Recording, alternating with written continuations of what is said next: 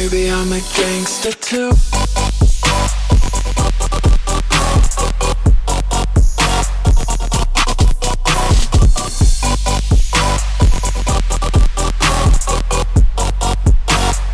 Baby, I'm a gangster too. Hi babies, and welcome back to Kisses and Chaos. This is your host Lucy, and I am so excited to be back with you here every single Wednesday, my beautiful chaotic angels. I love you, I love you, I love you. Your girl has been crashing out and been going through a lot of emotions, and I just thought, what better time than talk about friends that suck. Fake friends, not the obvious ones. The ones that backstab, gossip, and disappear when shit gets real. Or we're just fucking using you. The ones you really thought were your ride or die.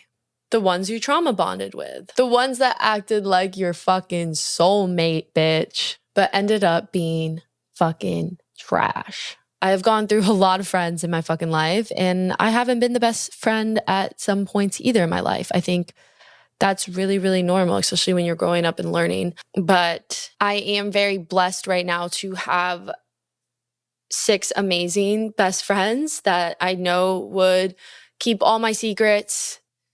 They actually want to see me succeed. And they love me for me and not what I can give them. And they're fucking hard to find. I'm 28 years old and I have the best friends I've ever had in my whole entire life. It's always quality over quantity. I have had party friends. I have lost party friends. I have trusted the wrong people, all that shit. And today I'm going to be sharing some of my messy stories with friends because boy, do I have a lot of them. We're also going to be diving into the psychology of fake friends, the competition that comes with it, and all the fucking betrayal. Let me just tell you, if you ever had a weird gut feeling about one of your friends, you were definitely right. So I have a lot of stories about fake friends, but I have one in particular that I felt like sharing today. I just went through a really bad breakup. I feel like when you go through bad breakups, you're going to trauma bond to somebody who's probably not that great for you. I mean, in almost all of my breakups, I have done that. We love a little cute little toxic cycle, but hey, we're self-aware. We are learning. But I was in a very bad place. I was truly on rock bottom. A couple weeks before I really met her, I tried to unalive myself. I mean, the rockest bottom you could be. I was just so fucking depressed and just did not have the right judgment to make on who should be my friend and who I should trust. And I met her and she was going through a breakup as well. So we just kind of fucking trauma bonded on that. And she lived close. So we just latched on to each other. And I ignored a lot of red flags with her. There was things I didn't particularly like about her personality or how she kind of treated people, but she gave me this false sense of security. She filled that void of having someone to talk to every day.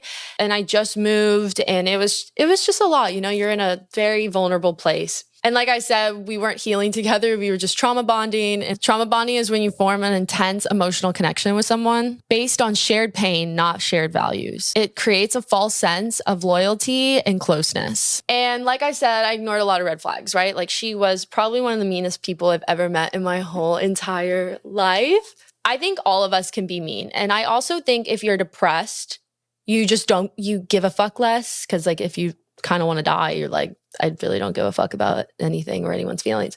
So having her be so openly mean and very judgy of people, very pro-toxic, she'd be stay toxic. And I was just everything's fine, it's fine, right? But she started rubbing off on me. I was definitely becoming more of a meaner, judgmental, bitter person hanging around her. It's really fucking true that you really become the people you surround yourself with, because I am nothing like the person I was when I was her friend.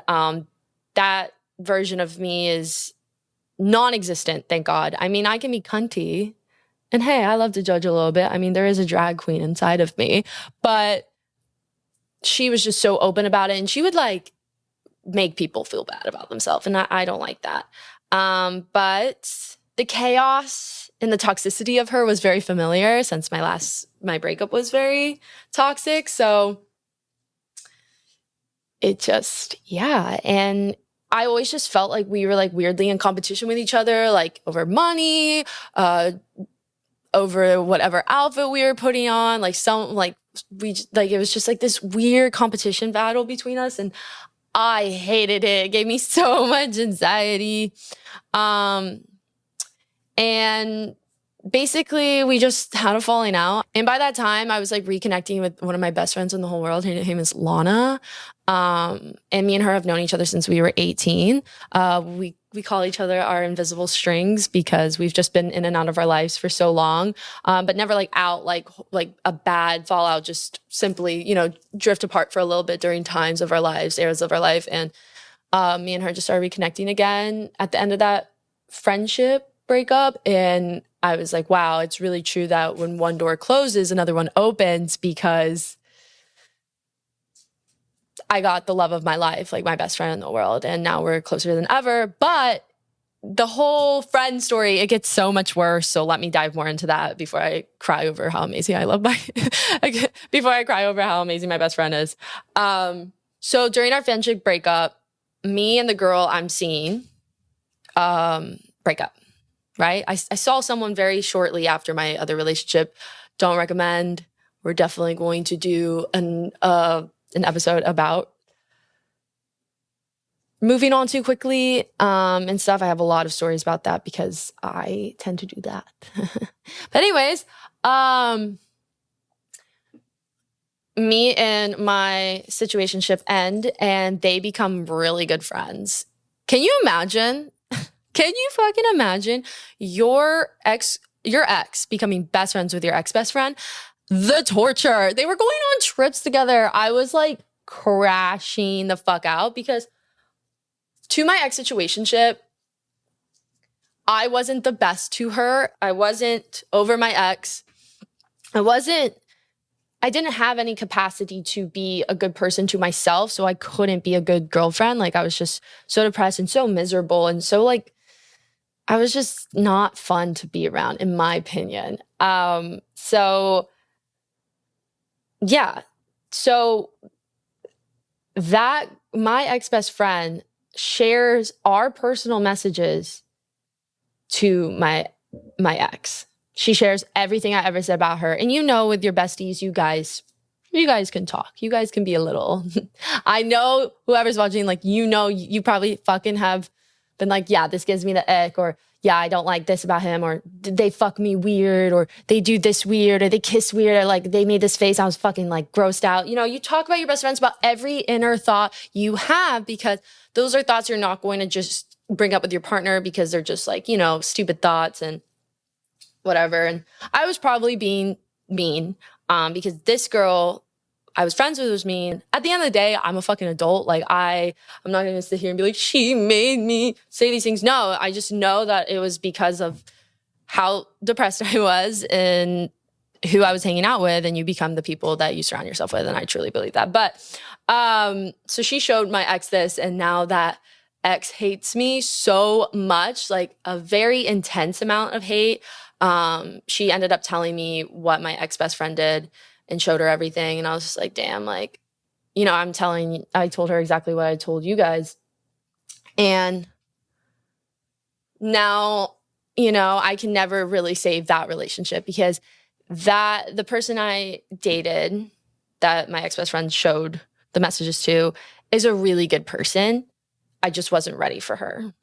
And I would have loved to just been her friend. And then maybe something happened, but I would have just taken friends because she is such a good person, and she didn't deserve like to see those things, and she didn't deserve some of the things, like the way I treated her. I just wasn't there yet. But anyways, now my ex-best friend basically like fucked over this whole potential of us even having some sort of like civil relationship. And yeah, it destroyed that chance. And I just it's also so violating having your messages, like your deepest, darkest secrets and thoughts that you would send to your best friend to be sent to the person they're about. Like that is just like some sort of evil. Like I could never do that. And that's the second time I've had a friend do that to me. The second time when I was 19, this girl sent my messages. We went on a trip together. You guys know if you survive a trip with a friend and you guys are still great, like you guys will be friends for life. We did not survive a Miami trip together. It got really bad. And yeah, she sent all these messages to my ex-girlfriend at the time. Like we were on and off, basically saying like I found this other girl attractive. And it was a whole blow up. But like, why do people do that? Like, don't do that. You're so weird. Like, have some sort of loyalty. Like, yeah, you could be pissed at someone, but like that's why it's always loyalty over love. Like 21 Savage said it. He's like, love don't mean shit. You can still stab someone in the back when you're in love. Like people cheat when they're in love. They do this when they're in love, but it doesn't matter. Like loyalty over everything. But yeah. And I honestly just didn't want to see all her red flags. Like I even had another friend, basically. I remember another breakup. It always starts with a breakup for me, a really bad breakup. This was like one of the worst. And my ex called me when we were all out and I was just crying to her in her Jeep. And I told her a secret.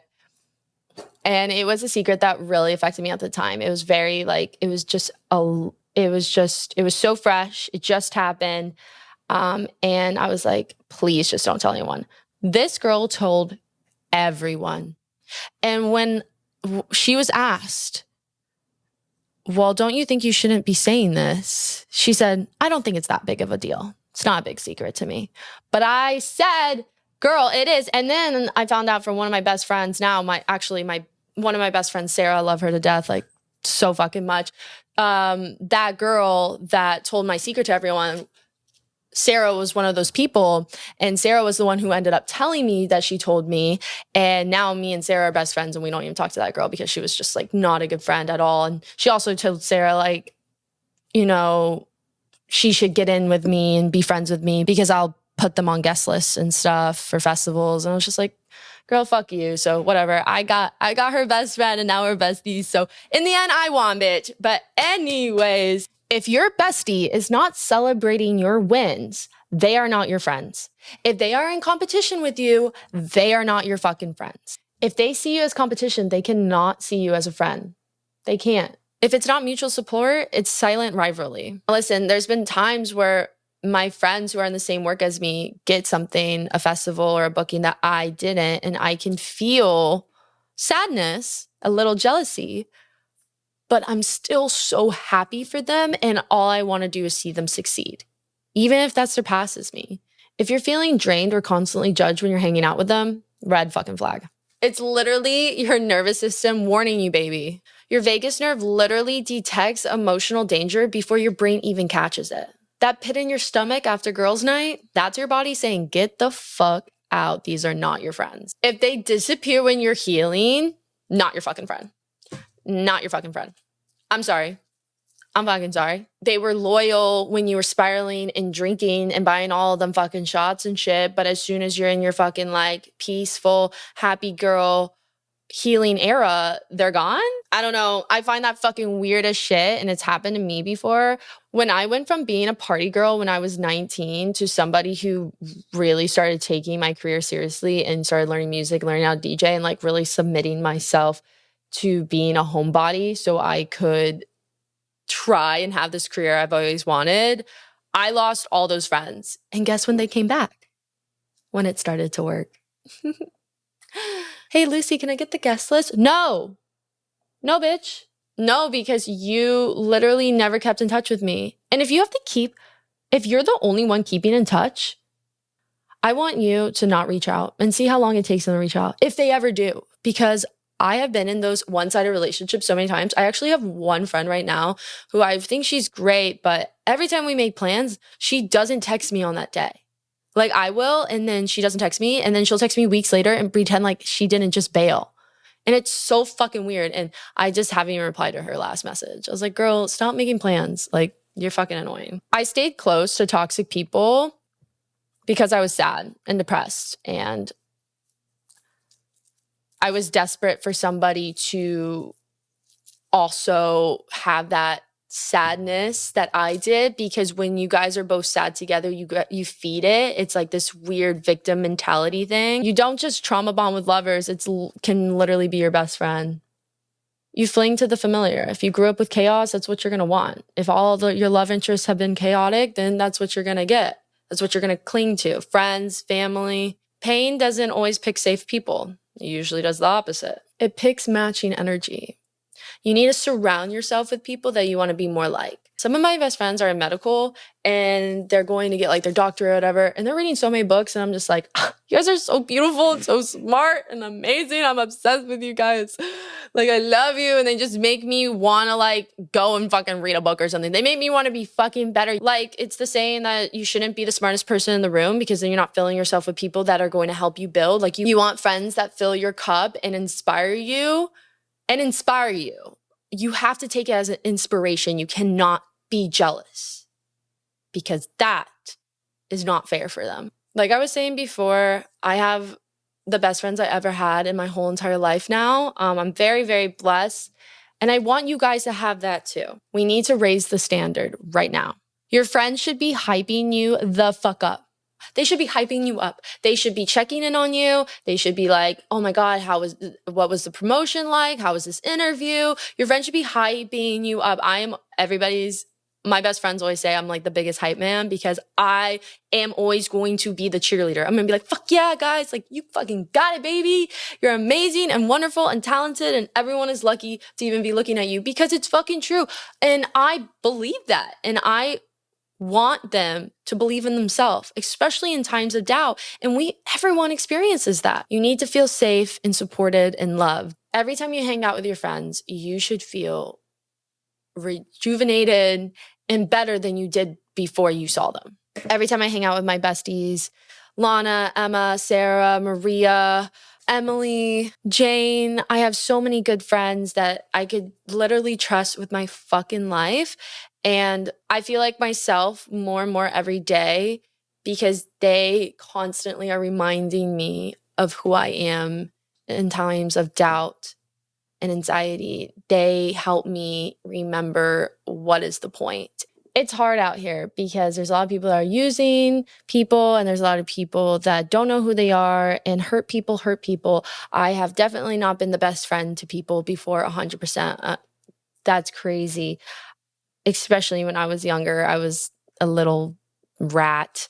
And you learn and you make mistakes. You don't deserve somebody who's in competition with you or who's secretly jealous of you, because evil eye baby is real. To all my beautiful babies that have been betrayed, humiliated, talked about, or turned into someone they didn't even recognize, this is your sign to walk away. Walk away from those people that no longer serve you. You're not too much. You're not hard to love. You just outgrew these people. Or maybe they were never really your people anyways. I've gone through so many friend groups. I have gone through so many friends. And that's just life. And yes, your friend group or your friends might call you fake for leaving. But that's what people say when you stop letting them in and stop letting them hurt you. You're not losing a friend. You're shedding the dead weight, baby. A friend that envies you is so much more dangerous than an enemy who hates you. That's not your loss, babe. That's theirs. They just missed out on a fucking real one. And I have gone through friendship breakups that were more so just we had differences and stuff, and it was really sad. And I definitely want to do an episode about that, because I had one with somebody that was best friends for 10 years, and there's no animosity there like there is for some of these. We were simply just not seeing eye to eye on things. And I'll definitely do one about that, but that one will be more emotional. And I wanted more of a fuck you pod today, because last week's episode was really sad. So I wanted something better. And let me just say, if someone doesn't want to be your fucking friend, let them. Fucking let them Mel Robinson that shit, because there's been so many cliques in EDM that I have never really been asked to be a part of, or they just like don't follow me back or something. And it used to really irk me, and now I'm just like, let them. They're missing out, baby, because I'm a good ass friend, and I know that. But anyways, I love you guys so fucking much. Thank you for listening. Don't forget to like, follow, subscribe, comment, and rate the pod on Apple and Spotify. I love you guys all so much. Don't forget to send this to your fake ass friend and be like, just saying, you suck. Bye. And if you're that fake friend and you're watching, I hate you. Okay, I love you guys. Bye.